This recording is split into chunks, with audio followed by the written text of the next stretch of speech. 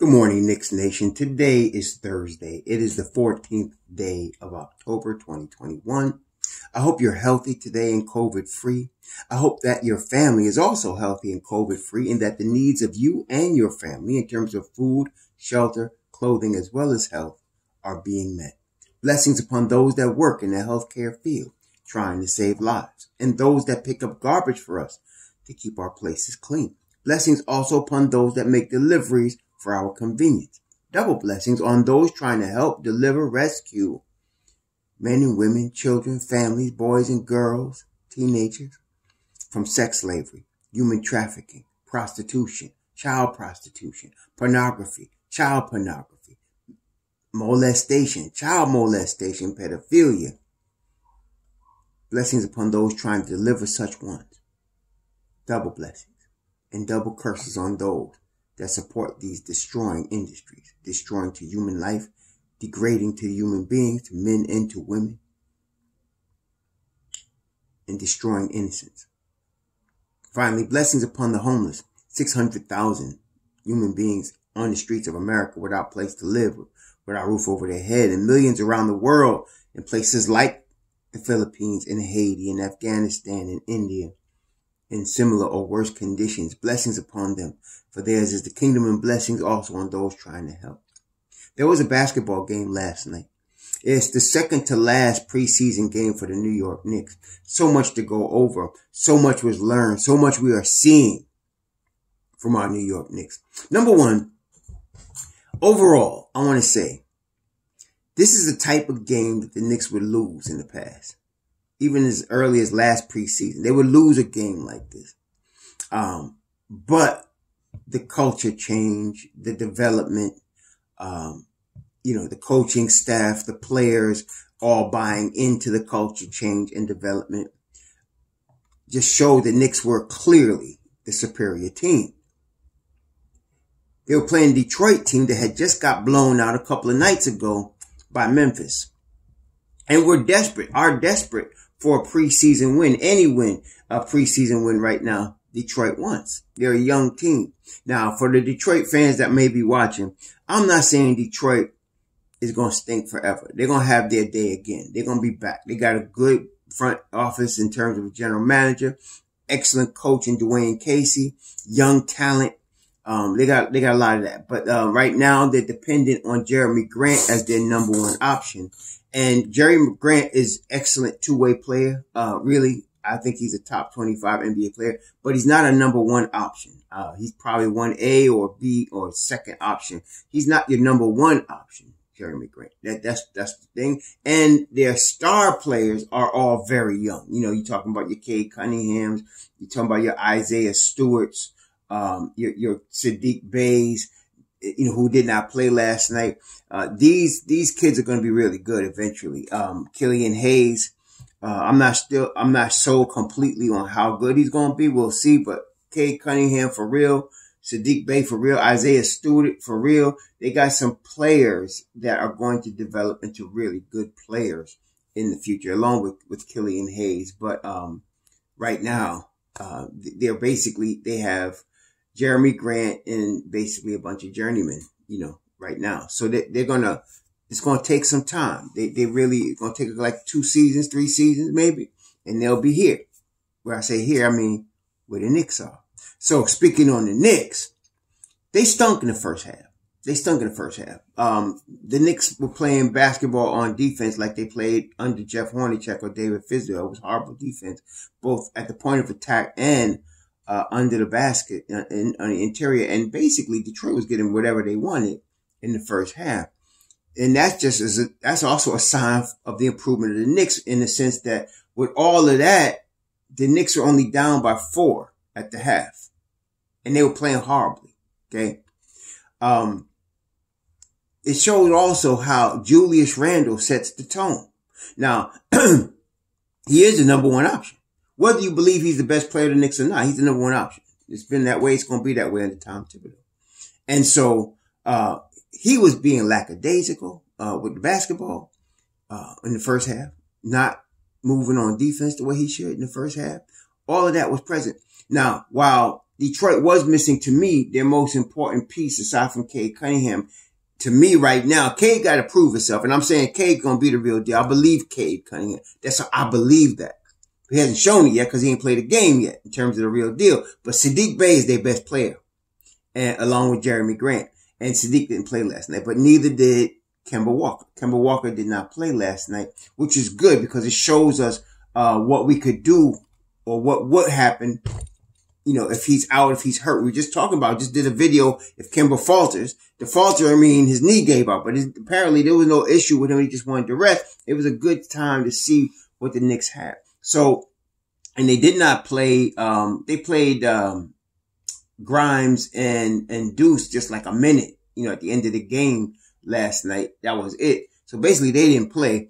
And then you had a tandem of D Rose and Emmanuel Quickly manning the point. So we got a good chance to see what was going on here, what would happen in such a situation. It was good. Now, speaking of that, I know people, and I'm a little concerned, but not terribly, but people were a little concerned that Tom is pushing his starters, his rotation so hard in the preseason.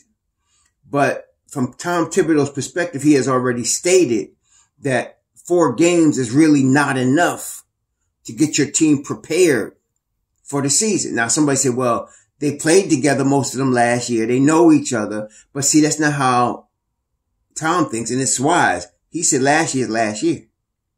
He wants to start even from scratch this year, and he's expecting, yes, somebody like a D Rose, Alec Burks's, Julius Randle's, all of you guys are from last year.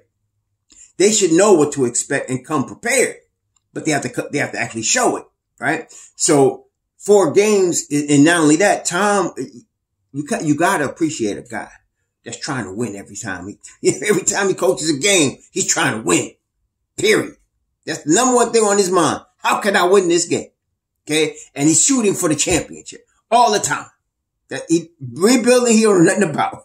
He's not that coach. You bring him in because you're trying to win because that's what he's going to do. And I appreciate that. Right. And of course, with the change in culture, you saw what happened in the first half. The Knicks played terrible. I mentioned terrible defense. Julius was being lackadaisical. And really, he didn't get in Julius too hard, but he put the wrath on Jericho Sims. Jericho Sims committed a rookie foul, fouling the guy on the 3-point line. And man, you could hear it from the TV. Yeah. No, you're not going to have Jericho Sims playing a whole bunch this year, y'all. I keep trying to tell you this. Not only that, what we were missing clearly last night against an inferior team is the presence at the 5, the shot blocker, the intimidator. And that's our guys, Mitch Robb and Nerlens Noel. Okay. You were missing that last night. Even as bad as they were playing, the Knicks were at the point of attack on defense. If you had a Mitch Robb back there, it would have been a different story. They might have gotten some baskets, but not the way they were getting them last night. Okay. That was the first half. And then, of course, Thibodeau got up in their behind, not only during the course of he was so mad you could see it, but at halftime. And Derrick Rose said, he told the rookie, he said about 15 seconds before Tom walked in, he told the rookie, just keep your head down, say nothing. Don't look at him. Because he knew he was going to come in blasting. And he did. And they came out and played real Knicks basketball in the second half. And just really, at that point, took over the game, played really real Knick defense and came to play and then controlled the game from there.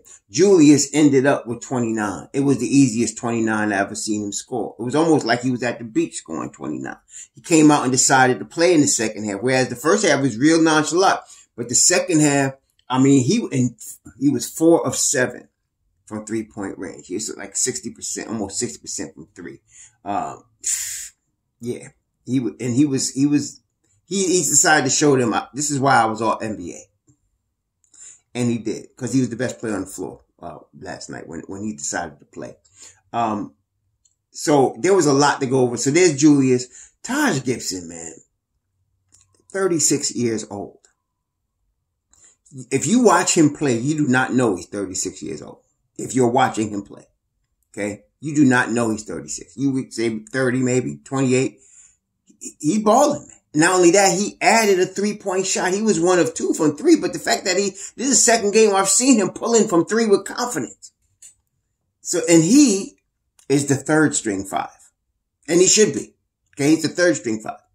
Then you had D Rose. D Rose is in a good place right now. When he came to the Knicks the last time, if you remember, back in 2017, 2018, first of all, they were trying to run the offense through Carmelo Anthony, and they did not run enough pick and rolls to let D Rose get loose as they should have.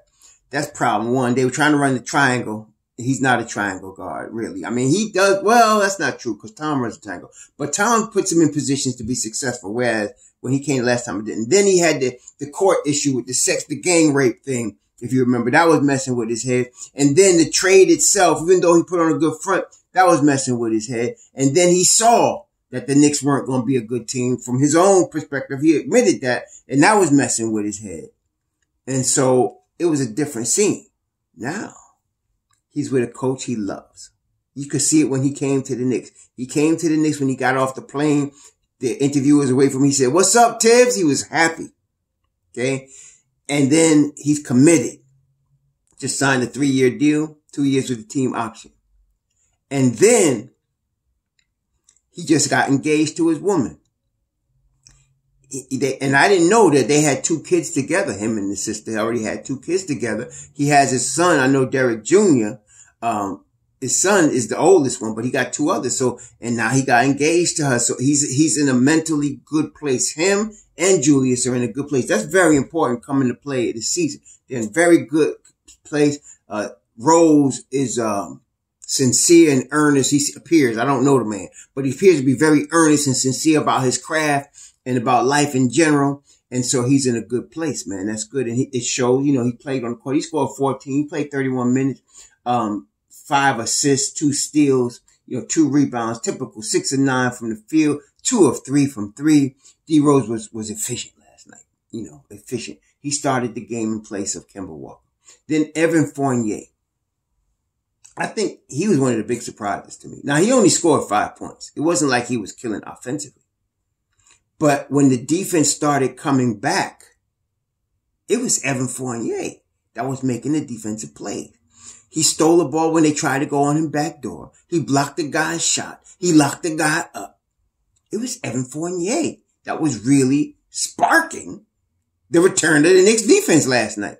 That's encouraging because we did not get Evan Fournier to be a top flight defender. And yet last night he was playing that end of the floor very hard. See, this is the influence of the culture and Tom Thibodeau on any player that's going to play for him. Okay? You're not going to have a guy play for him and doesn't give the effort on defense. There you go. Evan Fournier led the defensive charge coming back. RJ Barrett. He only shot 3 of 11. He ended with 12 points. But the thing about RJ and what we love about RJ when you're really watching basketball now, some knuckleheads talking about, he only scored 12, RJ's average, blah, blah, blah. You're always going to have haters. Haters going to hate. That's what they do. They're not happy unless they hate. But if you actually know basketball, RJ played, even though he did not play his best game, what did he do? He affected winning. Yes, he only scored 12 points. He was 3-11 from the field, 1 of 5 from 3. He's not always going to shoot the lights out, obviously, right? But he's going to have games where he's going to rock it. 7 rebounds, 6 assists, say a block. That's what you want. See, 7 rebounds, 6 assists. See, we were getting out rebounded badly in the first half. And at the end of the game, we ended up with 47 rebounds and Detroit ended up with 48. But in the beginning, in the first half, they were killing us on the board. We ended up with 14 offensive rebounds. They ended up with 15 offensive rebounds. See? And so but that's because we came back. RJ was part of that. Okay. And of course he's playing much better defense. Not that he stunk on defense, but he's growing even on the defensive end. He's taking on the hardest assignment on the defensive end. So that was excellent. Okay. One thing about those guys I just mentioned, Randle, Gibson, Rose, Fournier, and then Barrett, it appeared to me that Jeremy Grant had memorized all of Julius Randle's moves. Like he knew exactly where he was going. Got a couple of charges from Julius Randle. And then what Julius did, the important thing is he responded, knowing Jeremy Grant knows his go-to move. He started lighting him up from three. Cause Grant was backing up off him because he knew his low post move. And Julius was killing it for three. So that was good to see. It was really good to see the adjustment that Julius did. Then, okay, Amir Sims seems to me to have a lock on that second two-way deal. That's his money right there. Because you got Jericho Sims already signed to a two-way contract. The two-way contracts are 400. I think it's 450,000, a little under 500,000. Which is, if I made 500,000 in a year, I'd be very happy. For an average person, right? It doesn't sound like much on the NBA, but it's for an average person. So this kid is going to get his 500,000. I was yelling at the screen last night. That's your 500,000, baby. That's your 500,000. So he getting ready to get his. I think Amir Sims is going to join Jericho Sims, no relation, in the G League on the two-way deals that they got there. And then that last roster spot is still, you got a battle between Dwayne Bacon, MJ Walker, Dwayne Bacon, and Wayne Selden. And that's being determined in practice. Just like I think the reason you saw Amir Sims last night is because he's probably practicing really good. And then Tom mentioned that he came in the game and affected the game positively. So yeah, I think Amir Sims is going to get that second two-way deal in that last roster spots with Selden, Bacon, and the other guy, Walker. Not Kemba Austin. So then you have Obi. Obi played 15 minutes last night. I wish he'd have played more, but he played 15 minutes. He had 6 points, 4 rebounds, 1 assist. He had a turnover, but it was not, he was active and aggressive, which is what you want to see from Obi Toppin. He was active and aggressive. I want him to get 20 minutes though. I need him to get 20 minutes. Maybe he will, and when the season goes, but I need him to get more time. But he did play a good game. He was active, as I said, he was aggressive. He missed some shots that he should be hitting, that he probably will be hitting with more time. But Obi was good. He really was an active, aggressive, energetic, athletic guy that you want to see. Then Kevin Knox comes in the game. He started off 2 of 3 from 3 in the first half, ended up 2 of 5. But the problem with Kevin last night, and the problem with Kevin from the beginning, that you could still see glimpses of. Now, I'm not going to be like some people and write Kevin off. I think, like we did a video, I think Kevin should be a long-term project for the Knicks. They got to keep him. I think you want to sign him for another 3 years at a low-cost deal and continue to develop him. But the problem with Kevin last night, he played decent defense. He wasn't horrible, but he was bad on boxing up. Some no-name cat, and that's the thing. They were playing a bunch of guys trying to make the roster on Detroit. Who is this guy? Pickett. Some cat named Pickett, man. He splashed the 3 in his face. Okay. Kevin was there. He had his hand up. But a couple of other times, guy got in front of Kevin on the rebound. Kevin wasn't boxing him. And, you can't do that. And I'm sure Thibodeau saw that. In fact, I know he saw it because he looked and then he walked the other way. He was ticked. And I'm sure they're going to look at that film. Now, Kevin's got to improve this. Okay. You got to see defense. You got to see some rebounding. We know he can shoot the ball. He's going to get opportunities to shoot the ball, but he has the talent to be a two-way player. Okay. In the future. So we got to tighten this up, man. This is what this is for. Even though it's only 4 games, Tom is trying to get his rotation together right now. And he said he don't have enough time to do it with 4 games, but that's why you're seeing the rotation guys play mostly. Okay. And he's getting a look at a couple others. Kevin is the guy he's getting a look at. Okay. And so, he shot the ball overall 2 of 5 is 40% from 3. So he shot the ball well, but he's got to be, and he got 4 boards. One of his boards was beautiful though. And he had missed the box out on that play too, but the guy, tipped the ball. Kevin snatches it and outlets a beautiful outlet. I think it was Emmanuel quickly. I don't know who he outletted that, or Burks. Beautiful outlet, which ended up in an Obi Toppin dunk. The ball went the length of the floor in like, second and a half, 2 seconds. That was a beautiful play now. And Kevin does stuff like that. He'll flush it on somebody, or he'll do something where he just shows a flash and you see something is there. It just needs to be brought out. Well, that was a beautiful play. Rebound, outlet, ended up in the dunk. Beautiful. So yeah, Kevin continues. I want the Knicks to keep Kevin, and I want him to continue development. Listen, if they traded him, what they traded him for? A draft pick, right? We got a pile of draft picks, and we don't even need all the draft picks. You're going to see as the Knicks develop this year, there's not going to be enough room for another pick. There's not going to be enough room for another player to come on.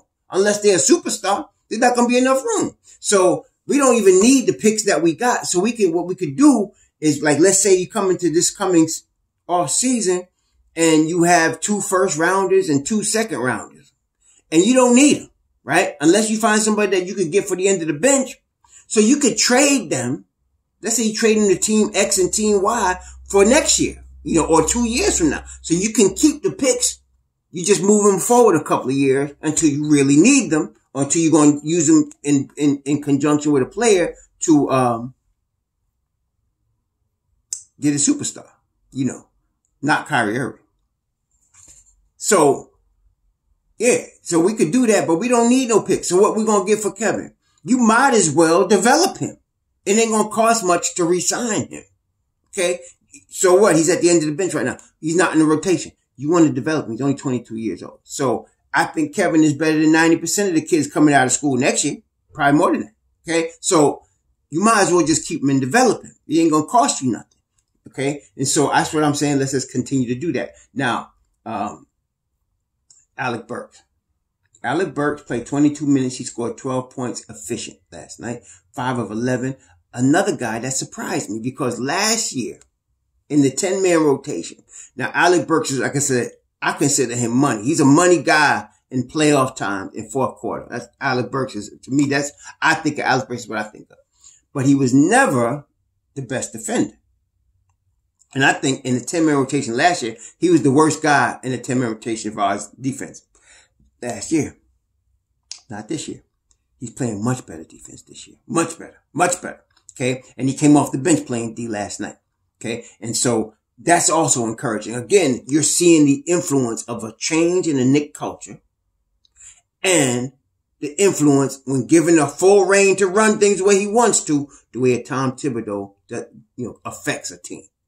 Alec Burks was playing good defense last night. And again, he shot the ball well, 5 of 11 from the field. He hit 2 or 3 from 3. Okay, fine. He was 33%. But listen, one of those was big. We needed him. And he smashed it when he was in a drought. So I like the way Burks played. He played Burks' game. It's a preseason game. You're not going to see the real Alec Burks till it's playoff time. Y'all going to be very happy. Last year is the first, the Knicks have been to the playoffs in many years, right? So, so you saw some things. We got exploited basically against Atlanta, but not this year. This year, we're a better team.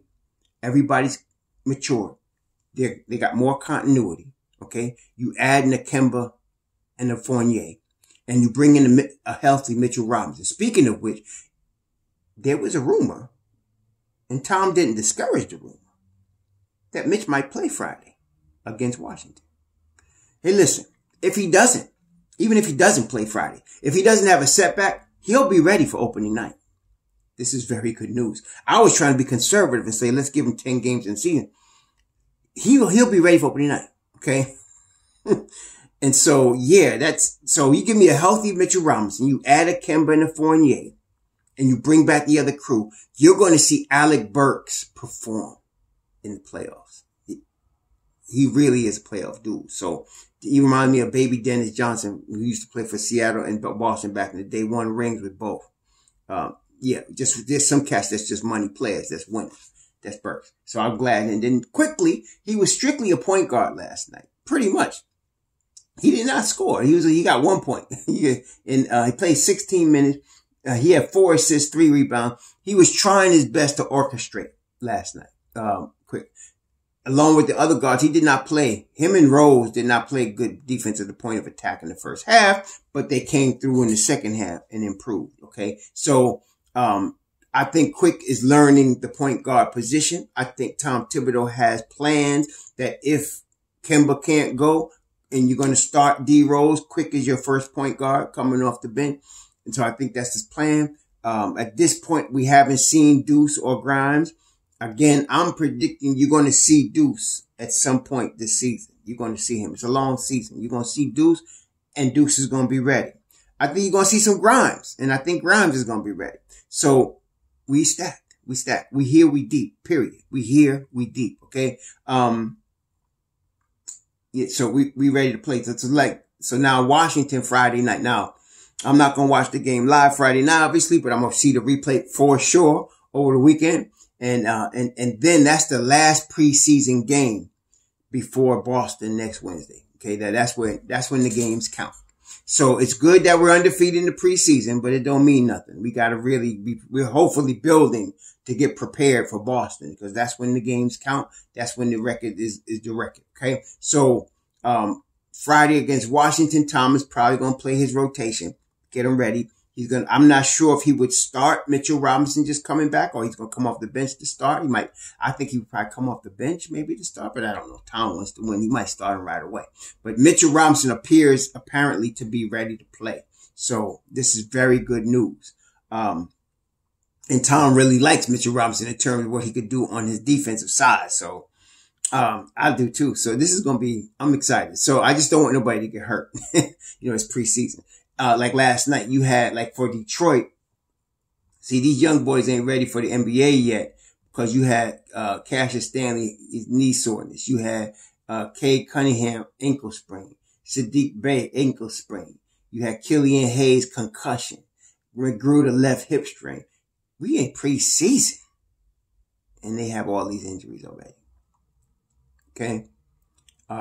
Yeah, but see, with Tom, you don't come into camp to get in shape. You come into camp in shape. And then you develop the schemes and stuff. With a lot of these kids, especially on the young team, they don't know what it's like to come in shape, NBA shape, ready yet. And that's why Detroit's going, they're going to struggle a little bit this year. They probably be lottery bound again, even though I think Cade Cunningham's a real game changer. Speaking of that, I told you the other day I saw Charlotte play Miami, and Charlotte appeared to be the better team. And daggone it, last night, man, Charlotte got beat by what, 70? I mean, they got destroyed last night. They got destroyed. Who is it that beat them up like that? It was Dallas. It was KP and them. Destroyed. I mean, it was, I was like, what? I couldn't believe the score. I saw it was like 77-35. And I was like, wait, that can't be the right score. It was the right score. It ended up being the 127-59. Then I thought, when you see situations like that, you start to think, oh, maybe, somebody must have got hurt, right? Like maybe Luka got hurt because not Luka, maybe LaMelo Ball got hurt, Nah, they just got their behind waxed. They just got waxed, man. KP scored. I was watching the early part of the game, about 6:30 it started. I saw like part of the first quarter. He started the game scoring like the first 9 or 10 points. He ended up 2 of 4 from 3, 7 of 10 from the field. He ended up with 9 boards, 4 in the offensive, and he came to play last night. 2 assists, 2 steals, 17 points. Very well-rounded game. Tim Hardaway, 20 points, 5 of 10 from 3. Luka, he only scored 10. He wasn't shooting that much. Well, he was. He had 4 of 14. Jalen Brunson, 13. They basically manhandled Charlotte. It was ugly. That's ugly. 127-59. You lose by 68 points in the NBA game. I'm not going to change what I believe about Charlotte, though. I still think they'll be a top team, a top 6 in the East. I still think. But that was embarrassing, man. LaMelo Ball, 2 of 10 from the field. He scored 4 points. He must have got hurt. He only played 11 minutes. So he must have got hurt. He must have, because they really, Kelly Oubre didn't play. Gordon Hayward is still out. Terry Rozier is out. So their main players ain't there, but that's embarrassing. 68 points. Can you imagine? That's discouraging. Anyway, that's on the side note. But as far as the Knicks, Friday night, Washington, Mitchell Robinson is going to make an appearance. Maybe Nerlens Noel starts. That's what we were missing last night, big time, those two guys. And so I'm excited about the start of the season. We're going to see how they look in that last preseason. Today is Thursday. They're going to probably, they're going to practice and stuff. I want to see, I